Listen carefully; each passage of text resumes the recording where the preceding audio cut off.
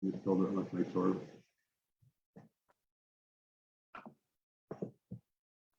You're live. All right. Thank you, Philip/Billy, for setting us all up.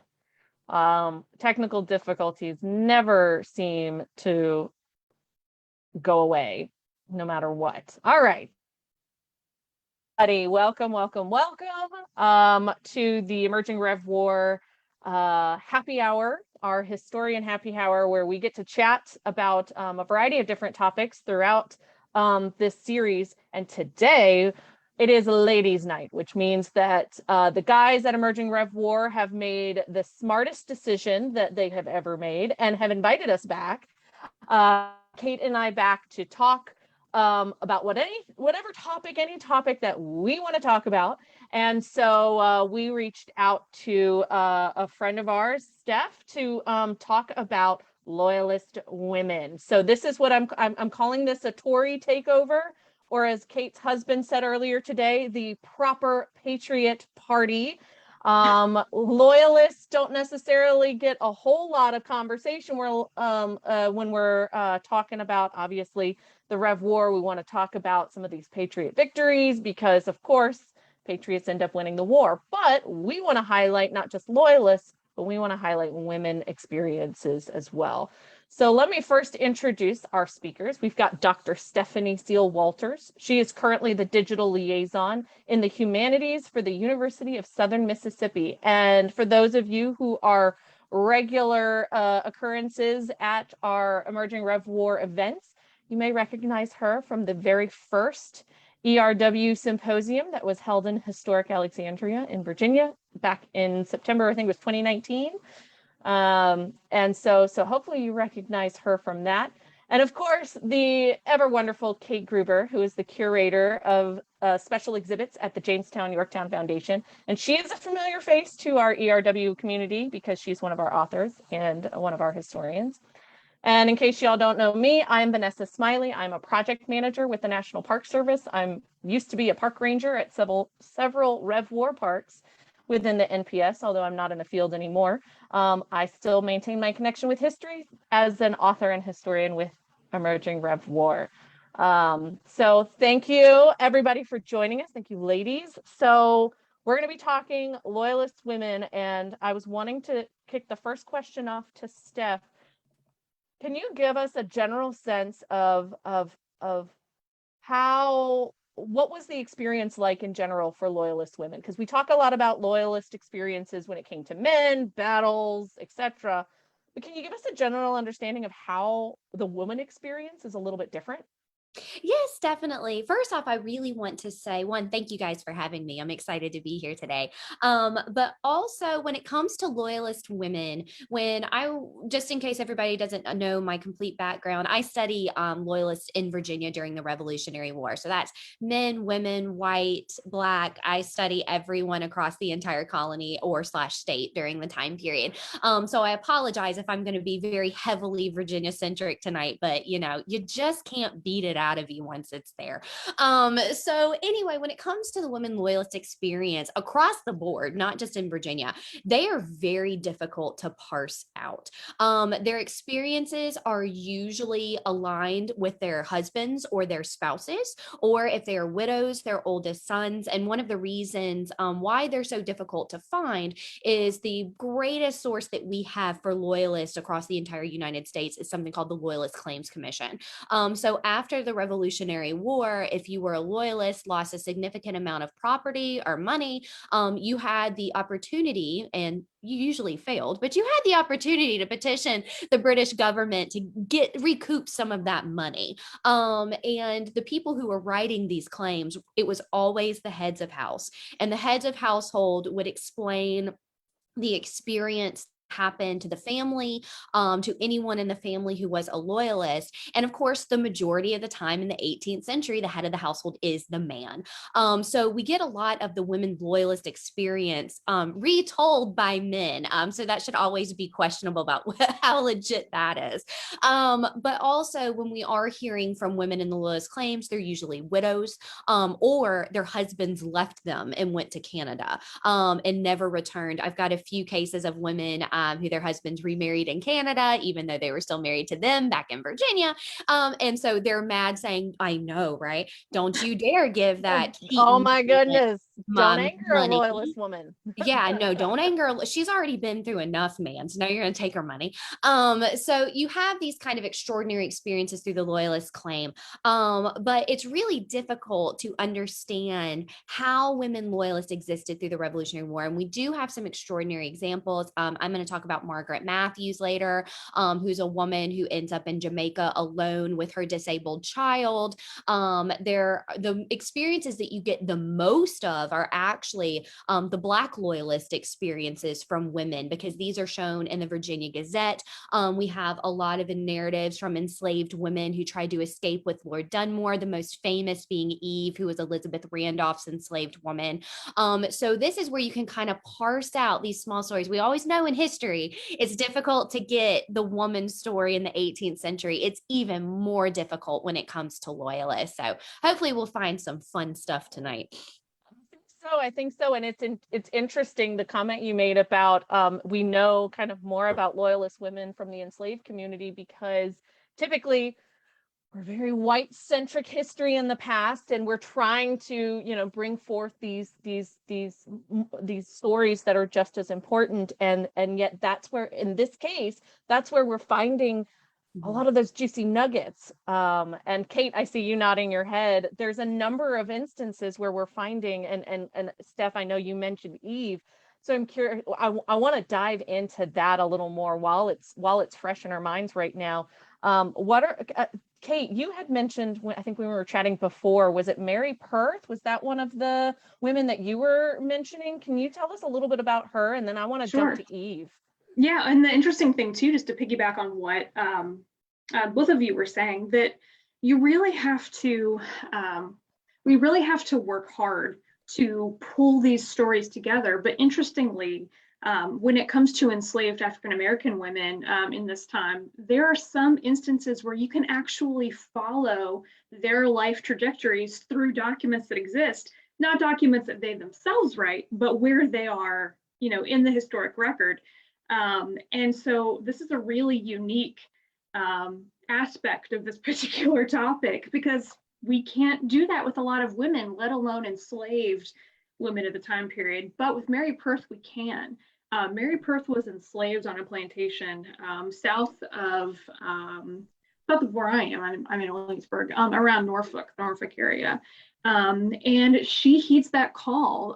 Lord Dunmore, as our viewers probably know, issues his proclamation saying that any able-bodied man enslaved by a patriot would have his freedom if he joined forces for Dunmore. And guess what? Everyone ignores the actual language of Dunmore's proclamation, and an untold number of men, women, and children, able-bodied or not, able to bear arms or not, owned by patriots or loyalists, end up fleeing to Dunmore to take advantage of that offer of freedom. And Mary Perth is one of them. And we know that because there's a document, and I believe it's owned by the Library of Virginia, that lists a number of enslaved people owned at the plantation that she was living at, who went off to Dunmore. I believe it's the Willoughby Plantation. And we see her name on that list. And then we can follow Mary Perth's story all the way to when she leaves New York Harbor in 1783 with the British, because her name appears then on another document, and that's called the Book of Negroes. There are two documents that are created in 1783 in tandem with each other. There's the Inspection Roll of Negroes and the Book of Negroes. Those are names given to two lists of formerly enslaved African Americans who are leaving the new United States for good with the British. The American side keeps a record, and the British side keeps a record of all of those people who are leaving, because the idea is that maybe at some point in time, those former owners are going to be compensated for everybody who's leaving. That never happens, but because that was the idea, these lists survive as records of who these people were, not just who they were really, but who they were as property. So the idea is that at some point in time, a value could be, could be given to them. And so we know that Mary Perth leaves out of New York Harbor. We see on here how old she was. We see that she left with her husband, her children. We see that she had run off because of Lord Dunmore. I think it said 6 years prior. I think she leaves in 1776 and spends the entirety of the war with the British. Goes to Nova Scotia, and then from Nova Scotia to Sierra Leone. She appears in the writings of a minister who was at Sierra Leone, who talks about her incredible faith that she has and how her faith enables her to endure everything that she, that's thrown her way. Her husband dies not long after. They go to Sierra Leone. She has this really hard life. But it's a very well documented one for someone who was formerly enslaved in the American colonies. And it's just through, these odd circumstances of fate that tells us so much more about her experience than any other formerly enslaved woman in the era. And it's because of the American Revolution and this political turmoil that gives a lot of women like Mary Perth, like Eve, this moment of opportunity to finally make a choice, make a difficult choice to make a change. I really like that moment of opportunity. Yeah. Steph, does Eve have a similar track of documentation? Do we know about kind of what happens with her? Eve is one of those historical figures that, it's not exactly similar. You can find her in some of the same document collections, but Eve has a really horrible twist of fate in all of this. Now, Kate, please correct me, because of course, I did all of my homework before this, and of course I'm going blank now. Do you remember off the top of your head, does Eve leave with Cornwallis or does she leave with Dunmore? I want to say Dunmore, but something in the back of my mind is saying Cornwallis, so I don't want to say the wrong thing. No, I would trust your instinct, but I think it's Dunmore. I thought that she was much before, yeah. Yeah, she was much before. So Eve is the enslaved woman of Elizabeth Randolph. And I'm sure some of our viewers, especially our Rev War folks, the name Randolph should be familiar to you because she was the widow of Peyton Randolph, who was the president of the First Continental Congress. Her nephew was also Edmund Randolph, who was aide-de-camp to Washington and becomes a huge political success.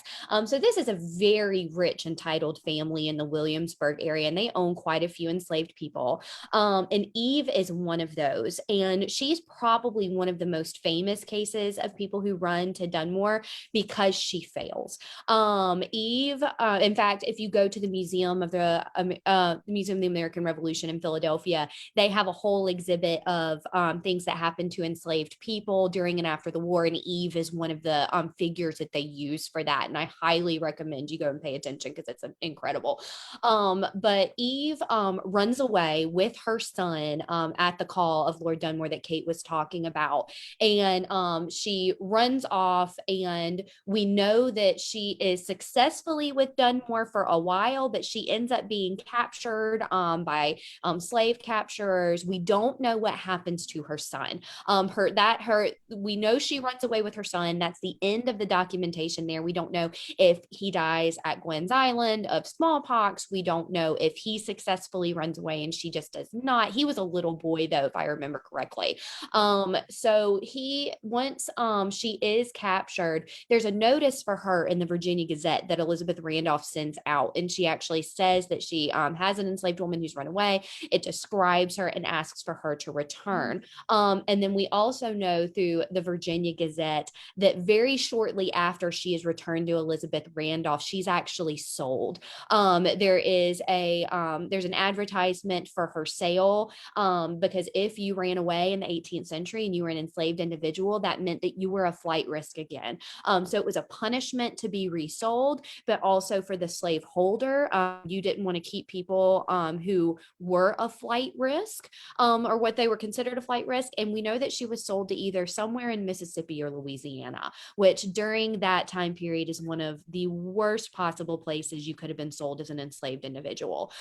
So she does not have this, Cinderella happily ever after story, which I know, Kate's example didn't either, but we do have some good examples of some enslaved people who thrived after the war. Eve is not one of those, and she's just one of these heart-wrenching figures that you watch her try to escape to freedom. She's caught and she ends up in probably the worst possible situation. That's absolutely terrible, but it's one of those things that, when we talk in the general sense of, oh, this, let's, if you come and fight for us, able-bodied men, you're going to earn your freedom, and there's this sense of hope and there's this sense of possibility, and then to have it just kind of crumble is just incredibly detrimental. Kate, do you have anything to add about that? Yeah, I just had a thought that since we've opened this conversation about Loyalist women's experiences and we immediately pivoted to enslaved women, which I think is great. It does leave me wanting to bring up this idea that so often when we talk about patriots versus loyalists versus, people who try to remain neutral, we are talking about or we want that to exclusively be about a political ideology. But the revolution, and when it comes to the choices that you make, again, because of this moment, it's not just politics. There are so many different factors that weigh into where you might throw your allegiance and alliance. And I think especially talking about, Eve and Mary Perth and other enslaved women, is it a political choice? Is it a choice about economics? Is it a choice about the future of your family? Is it a choice about, it's so complicated. I just wanted to interject here that we throw out these words of loyalist and patriot and don't always stop to consider the fact that these things mean very different things to a variety of different people. And it's not just a one size fits all for everyone who's experiencing the revolution. And I think we tend to kind of paint this broad brush. And something that we had sort of talked a little bit about kind of offline earlier too, is we have this weird, because hey, we're the United States of America. I think that, we all tend to speak to this history from very much the side of, the victors, and tend to demonize loyalists a little bit. And so there's that moral equivocation of, we're talking about loyalist women here, so we're talking about, women who are on the wrong side of history. And that's just not, I just don't think that's fair.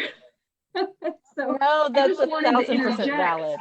And maybe we can, maybe that can help us pivot to some other stories, but I just really wanted to get that out because it bothers me so much when we talk about these things.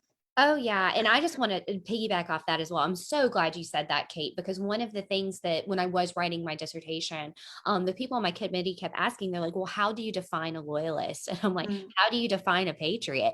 Because honestly, if you look at the experience of both, they're different sides of the exact same coin. Right. Most likely it's people who are more interested in survival than it is necessarily about politics. Who, at the end of the day, what's going to happen that's best for you, your family, your economic status? When you're looking at merchants in Norfolk, especially during the Revolutionary War, who are coming out as loyalists, if you're a merchant in the 18th century and you're about to cut ties with the British Empire, that's not going to end well for you if you're a merchant.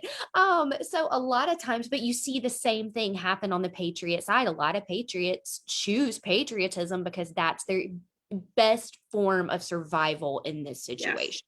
Yes. So I'm glad you brought that up, because I've never understood the villainization of loyalists other than the "we won, ha ha ha" kind of thing, because if you really look at the situation, it's the same situation, just people coming to opposite in conclusions. And I like the you guys have both said the word of choice and the choices that you're making, and it doesn't matter what gender you are, what politics you are, what side you're on, whatever. What it all boils down to is when you're faced with some really significant decisions about how your life might go from this point forward based on what's happening around you. It is, I mean, that's something we could apply that to what's happening in our society today. That choice of what am I going to choose to support, or what am I going to choose to do to move myself forward in life, whether that's fighting for my freedom, whether that's trying to stay under a government that has been supportive and helpful for potentially my own business. I mean, there's so many dichotomies there, and that touches on something that I think a lot of people don't. We like to separate, like, oh, the Loyalists, the bad guys, the British, the bad guys, but we all had that same history that brought us to that point. And how do you make the decision? And how, and because we're obviously talking about women, how did women make these decisions at a time when they didn't have all the freedoms that we have today? You know, how do you grapple with that? And I think that's something that I know we could probably talk at length about, but do you guys have any thoughts about how that kind of transcends time and place for these women, of how they make that march forward? Well, women, what's interesting Heavy about question. women, yeah, I was like, that's loaded, but we can definitely jump off on that. One of the things that I want to state profusely, for people who don't know the time period very well, women were very political. Yes, the politics happened often within the household. However, you know, we always have this idea of women in the 18th century as they're kind of wallflowers, right? Like the head of the household kind of just rules everything, and that's how the politics run. When we actually know that women did have a huge say-so in the political sphere in the 18th century. One that people love to bring up, especially for Patriot women, Patriot women pretty much ran those boycotts because they ran the kitchen and they ran the home. If you weren't going to have tea in your house, that was the woman's decision. That wasn't the man's decision. The idea to switch to coffee, that was very much in the women's sphere. So you see how, I mean, there's one of these quotes I love from John Adams, the mini series, where, you know, Abigail Adams is like, do I not live politics? John Adams, I go to my cupboard and I can't find XYZ. You know, women really did exist within this political sphere. And I say that to completely reverse everything I just said. Because when it comes to women loyalists, a lot of the experience that we've been able to find from the documentation that exists is almost as this accessory to the husband. That does not mean that I definitely have found loyalist women who were ardent in their own right. One, and I'm pulling up my notes real quick, actually came from Williamsburg, and her name was Edith Robinson. She was a widow. Her husband was a prominent reverend at the College of William and Mary, and he passed away in 1765. But she was known to get into scuffles with people. She's a widow. She's walking down the streets of Williamsburg, basically telling patriots, you know, they can shove it. And she got in so much trouble. Yeah, she got in so much trouble that she actually had to leave in the middle of the night with her sister to escape to England, because she was so scared of the threats that were coming against her, that they were going to kill her, or they were going to attack her, burn her home, and she just didn't want to risk that. So she actually had to leave in the middle of the night. Kevin Kelly writes a lot about her in his famous article, The White Loyalists of Williamsburg. She doesn't have a claim, but we do have these interesting snippets from her. However, one of the women that I said I wanted to bring up is Margaret Matthews. And her loyalist experience is probably one of the most, I keep coming up with the heartbreaking stories, but there's so many to choose from. I get mad sometimes when we do focus so much on the Cinderella stories of loyalism, because there's wonderful Cinderella stories, especially when you see some things happen in New Brunswick, Canada, but there are some really bad ones that I like to focus on. And Margaret was pregnant with her second or third child when Cornwallis came into Yorktown. Her husband had been a loyalist in 1776, but closeted himself for survival during the Revolutionary War. And when Cornwallis comes through, her husband comes out as a loyalist, goes to join Cornwallis. As we all know, it doesn't end well at Yorktown for Cornwallis. He's one he does not escape on the Bonetta sloop. In fact, he has to go hide in the woods. And this entire time this is happening, Margaret is terrified for her husband's life. She goes into labor, has a baby who's born with severe disabilities for the time period. I believe the child was born deaf and blind, and also with some mental issues, some cognitive issues.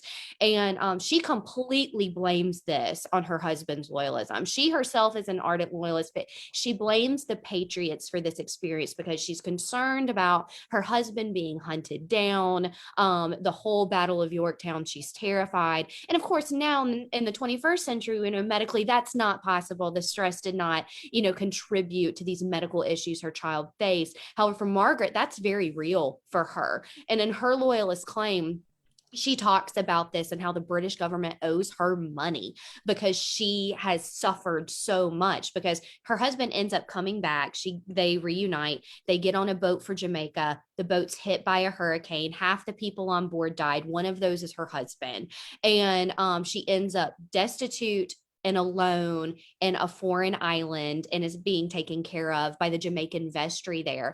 And she basically talks about how loyalism has destroyed her entire life. She was an ardent loyalist herself, but now she has this child with severe disabilities to take care of. She has no money, no friends. Her husband's dead.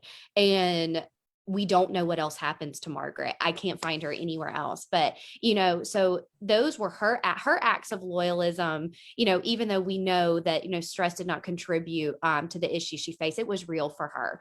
And, those were some of the things that she had to go through. And I'm going to stop talking. That was awesome though.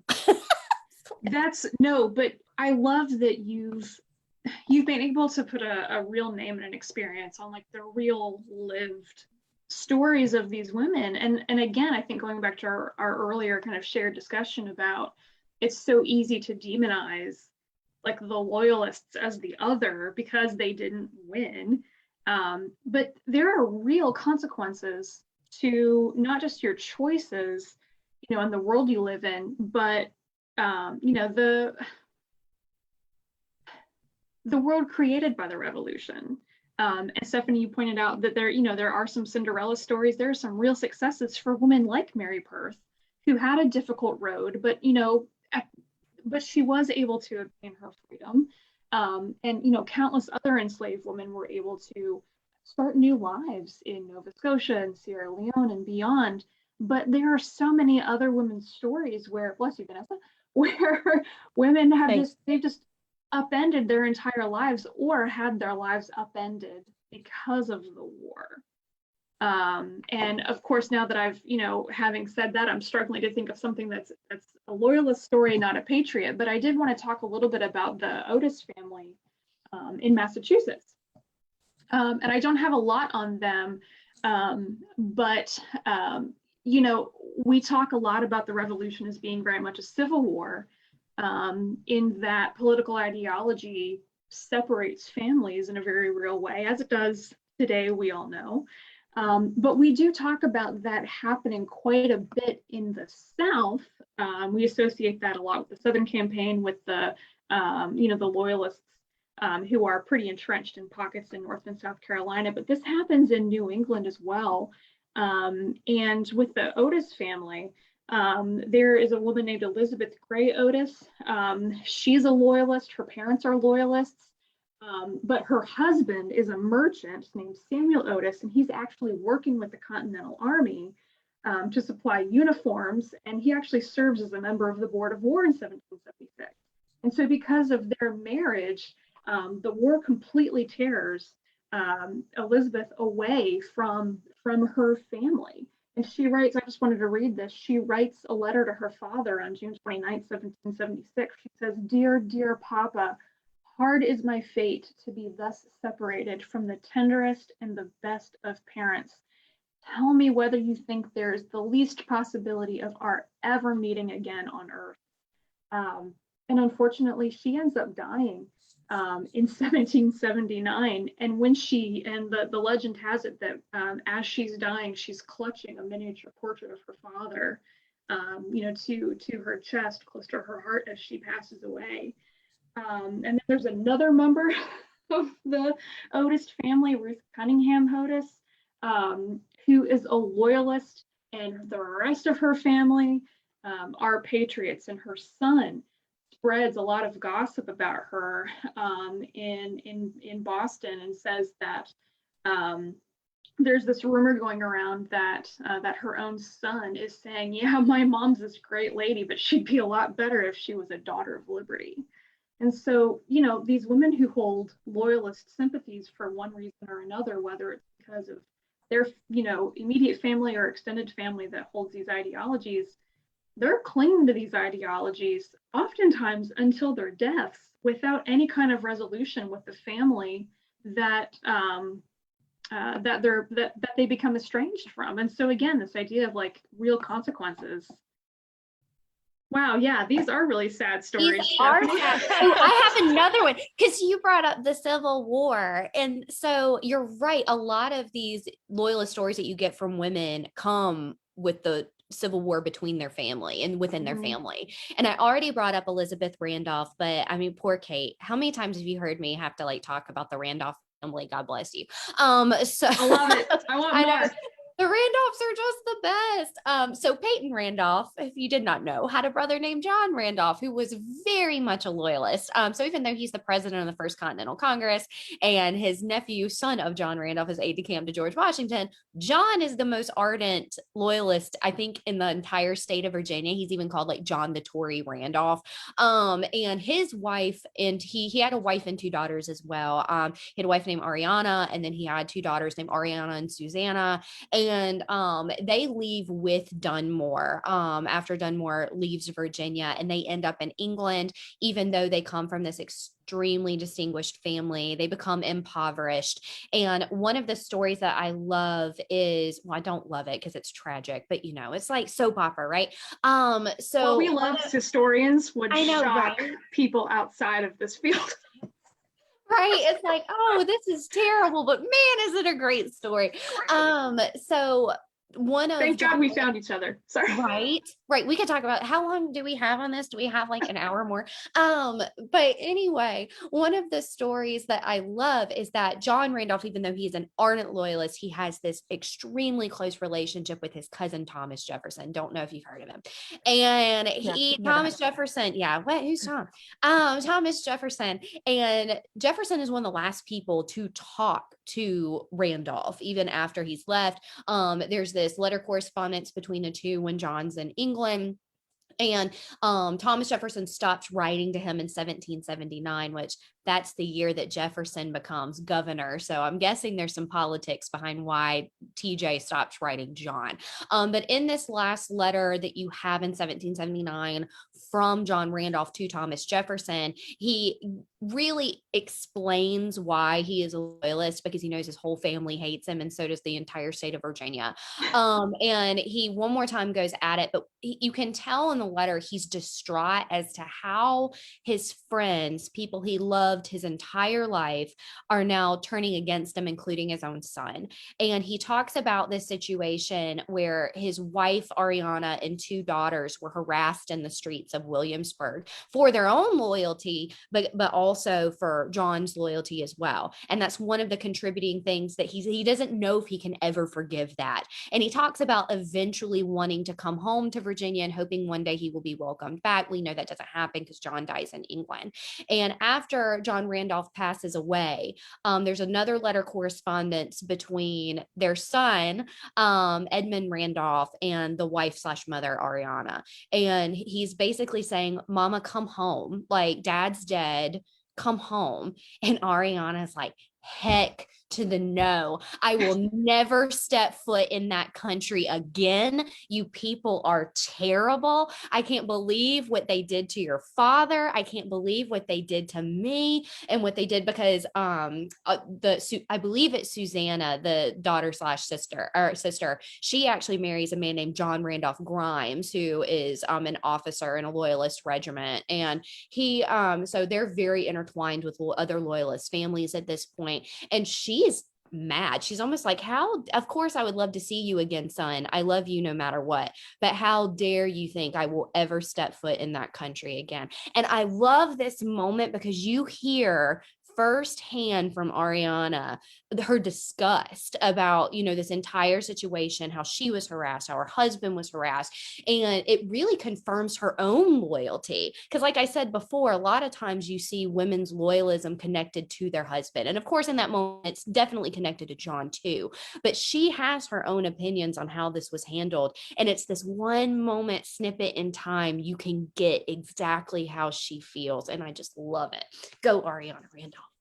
Yes. Yeah. Okay, so there are some good like reuniting stories. Let's talk about that. Can we talk about a happy story or like a positive influence? Don't have many, but yeah, Kate does. Kate, go Well, for it. so, and I should have gone down this rabbit hole a little bit. I think it's the Adolph family in South Carolina. Maybe some of I'm trying to keep an eye on comments. Maybe one of our viewers has heard of this story, but there are two sisters. One of them is just like vehemently loyalist and the other is vehemently patriot. And I do not remember why one feels the way that they feel or not. And one sister does end up going to Nova Scotia with the British after the war. And they do lose touch because of their political differences. They lose touch for quite a while, but they are able to reunite. I don't know if it happens physically or if they're just able to write letters to each other, but they do have a kumbaya moment after the war, and they're able to put their relationship back together after the war before they die. So it is possible. Reconciliation is possible, even if they don't live in the same country anymore. And even if a terrible war has impacted their relationship, it doesn't always get that way. Yeah. That's the only one I can think of. Well, and we know it happens. We just don't have good documentation of the reunions. And one of the things that I can point to, at least for Virginia, there's always this historiographical argument that there are not a lot of loyalists in Virginia because of how many people submit claims from Virginia. I mean, y'all, it is low. It's like low 500s, which for a loyalist population, I mean, that's a drop in the bucket. That's nothing.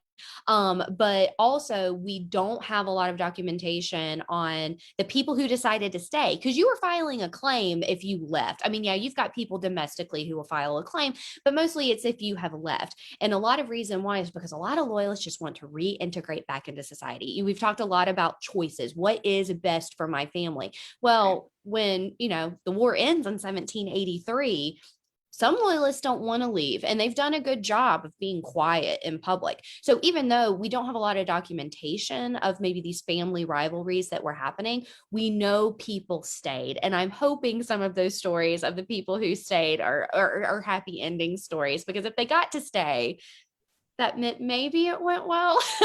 so may have been able to reconcile a little bit and been able to carry on. Oh, because you were going to get kicked out. Yeah, they kicked folks out for sure who tried to stay. And we know there are some people who ended up staying, so that it couldn't have been too horrible. I'm sure that transition was not fun. But yeah, we know some people stayed. At the very least, though, these women have to have opportunities, at least in Virginia, to go find themselves some Hessian soldiers and some POWs who would be wonderful mates for them if they've completely, outstayed their welcome with patriot-minded families. They got opportunities like out in Albemarle, right? Gotta try at least. I'm sure there are some stories in there. I hope so. We did have a question in the chat if we knew of any stories about Loyalist women in New Jersey, which was obviously a hotbed of just activity as a whole during the American Revolution. They call themselves the crossroads of the American Revolution. So do we know of any stories about women either specifically in New Jersey or who may have had a part of their story in New Jersey? If my advisor is watching this right now, she's nodding her head like, I told you so. Just because throughout the entire dissertation process, she was begging me to do a lot of comparisons outside of the state of Virginia. And she's also from New Jersey. So she's going, I'm wondering if she put that one in there, but no, unfortunately I do not. New Jersey is, I really wish New Jersey would have more prominence in the historiography on loyalism, period. Because Kate mentioned that before. The focus is either on New York or the Carolinas, just because that's where the bloodiest stories really come from. But New Jersey is wild, and I'm so upset that I don't have anything good for you. I'm sorry. No, You that's ju- all right, Kate. Gosh, I mean, I'm sure there must be because the British Army is all over New Jersey. I mean, they're everywhere, but there are some really gruesome, terrifying stories of how the British Army is treating women and children, Patriot women and children or neutral women and children who are there basically, alone because their husbands, brothers, fathers, sons are off fighting the war. And I'm sure that there are stories of loyalist women who are having to endure similar treatment from Patriot soldiers. Possible that, and of course, I used to work in New Jersey at a Reservoir Park, so of course, I feel like I should know, but I can't think of any off the top of my head, but I'm wondering if maybe the reason that there isn't something very obvious or a story that's very obvious is because it is in this pretty critical crossroads, that maybe it's that instance where, you have to, they had to be really protective of being very obvious about their loyalties, whether it was one side or the other, because they were trying to stay under the radar. I saw John Resto was mentioning that you've got Monmouth, Bergen County, big loyalist areas, so that there are pockets of loyalists in New Jersey. We know that. It's just specific stories about women that maybe I'll start digging through my own files and research and see if I can pull up a specific story. But I wonder if that's one of those instances where you're not going to be able to find it as readily because they had to try to fly under the radar a little bit, especially during the first part of the war. But Nancy, who asked the question, did say thank you. She'll try to research it now. Nancy, if I discover anything, I'll make sure to do a blog post on Emerging Rev War about it. That'd be a great blog post. So yeah. And Nancy, if you find anything, let us know, and we'll bring you into the conversation. Another commenter, Laura, said, "Talk to me about your thoughts re Peggy Shippen. I know men think Treacherous Beauty, but what do we think about Peggy Shippen?" Peggy Shippen gets a bum rap. I think that's interesting that men want to call her. What is it? What was your comment, Vanessa? Treacherous Beauty. Oh yeah, I think she's a scapegoat. Oh yeah, that usually when men call women things like that, that means they held a lot of power and they were jealous. Not to say that Peggy Shippen didn't hold a lot of power. Yeah. I think she definitely knew. I mean, she knew what she was doing. She knew who she was talking to with Andre, and obviously she knew who her husband was. And there's a oh gosh, isn't there a story about Peggy Shippen and Hamilton? Hamilton is the one who goes and hangs out with Peggy Shippen when she's like, I don't know what happened with my husband. I mean, she's lying through her teeth and she's a wonderful actress. But I don't know. I think that she gets a bum rap because I think that everybody wants to demonize her. But to Stephanie's point, I think that turning that on its head of demonizing her because she had power, I think is actually a really good, cool thing. Yeah. Mm-hmm. Well, she held a political power that wasn't deemed appropriate for the time and the time period, right? Because she's specifically trying to maneuver politically and possibly gain information, and so that's inappropriate. She's in an inappropriate space and sphere, so of course she's treacherous. But I love how they have to add the beauty at the end of it. She can't be a treacherous mind or a treacherous intellect. No, she's Treacherous Beauty. Yeah, so I think she's kind of cool. Well, you heard it here. She's kind of cool. She got a bad rap. She got a bad rap. I study so many people who get bad raps that anytime I'm given someone with a bad rap, I just automatically assume they're probably not that bad. This is one that if Philip was still on, he should be able to answer. We should make him answer. Any stories about Loyalist women in Maryland?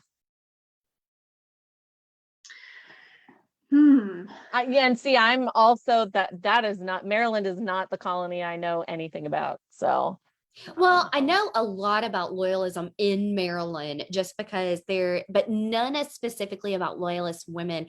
Just because when you study Northern Virginia during the war, there's so much commercialism back and forth between the two colony/states, depending on what time.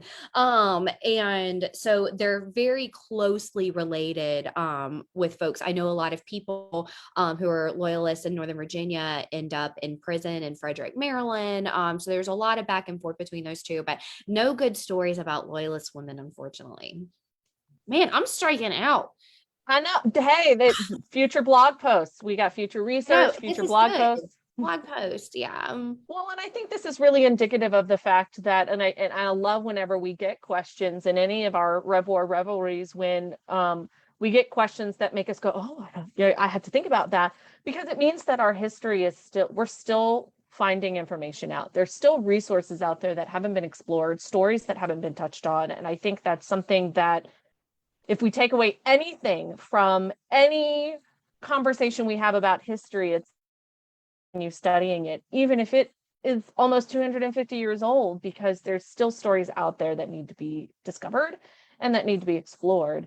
And I know that, in a lot of our history books, it's very straightforward. You hear about Abigail Adams, you hear about, the Patriot side, you hear about the founding fathers, you hear about all these stories because, that makes sense. But there's still so many unexplored stories out there. And so I think that even though we don't have exact answers ready for you, although I'm going to bash Philip over the head to see if he can do some research on the Maryland answer. But I think that's one of the things that it's inspiring to know that there's still stories out there that we can find and that we can explore and then bring to light.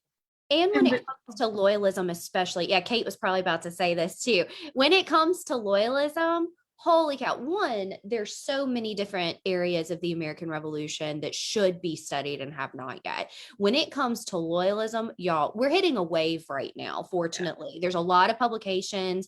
There's so many different interesting books that have come out on loyalism. And I'm so excited because we're finally starting to explore all of the different topics that come with this. And I'm really hoping with the push of the 250 that's coming up, a lot of 250 commissions are wanting to include histories of loyalism, just because I think the bicentennial was so over the top of demonizing these people, these poor people, that we really are starting to turn a page. But there's so much work to be done, especially specifically colony/statewide. So asking the questions about what's going on in Maryland versus what's going on in New Jersey, people haven't explored that the way it should have been explored at this point. So please, if you're interested in research, if there's a topic that you want to explore, there's so much rich material that, an individual historian can't get to it all. Please start looking and start publishing.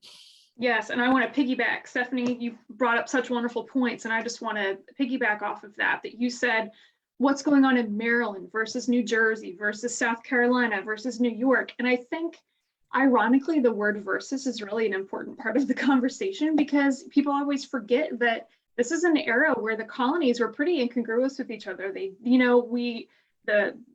We tend to think about the 19th century and the Civil War and there being New England and the Mid-Atlantic and the South. And, these 13 colonies were disparate. And, you want to talk about versus, we should not look at the experiences of anyone in, Maryland as being the same as experiences of anyone in New York or South Carolina. And I think that this idea of, and I'm going to harken back to our first conversation about women in the Revolution, that women's histories, women's stories tends to just kind of get thrown in like, oh, well, we're going to talk about Abigail Adams, and that's going to be our women's story. We're going to talk about Peggy Shippen, and she's going to be our loyalist story. You know how different Peggy Shippen's life was compared to, an elite loyalist in Philadelphia compared to Eve or Mary Perth or any of the other women we've talked about tonight. I mean, so just to piggyback off of Stephanie's comment, you just cannot take one of these stories and let them stand in for the whole. And we haven't even talked about Indigenous women in this conversation yet. We haven't talked about Molly Brandt. We haven't talked about Two Kettles Together. We haven't talked about any of the other, any of the Indigenous women who had difficult choices to make, who may have been making them completely independently from their husbands, may have been making them based off of promises that were made to them and their tribes 20 years before, or promises that they were hoping to achieve 20 years in the future. I mean, these are such complicated stories that history is not stagnant. We have to keep growing our interpretation, digging into the archives, digging into the material culture, and just really bringing these stories just out of the silences and into light, and letting them speak their own truths. Because again, as we get closer to the 250th, we have to start grappling with what makes us a nation, what makes us who we are today. And these complicated interactions and difficult choices are all part of that story, and loyalism is an important part of that equation. End of my TED Talk.